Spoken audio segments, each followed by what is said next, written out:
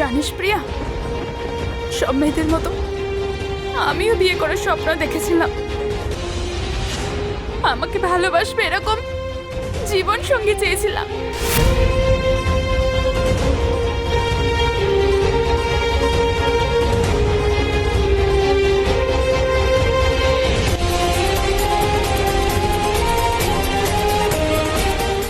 বাবা সবসময় বলতো, চিকি তোর জন্য রাজকুমার আসবে।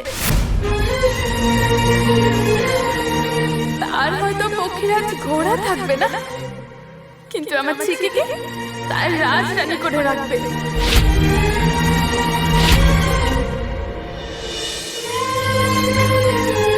প্রিয়া দেখ না, আমার জীবনেও সেরকম একটা দিন আসছে, আর রাজকুমারও আসছে।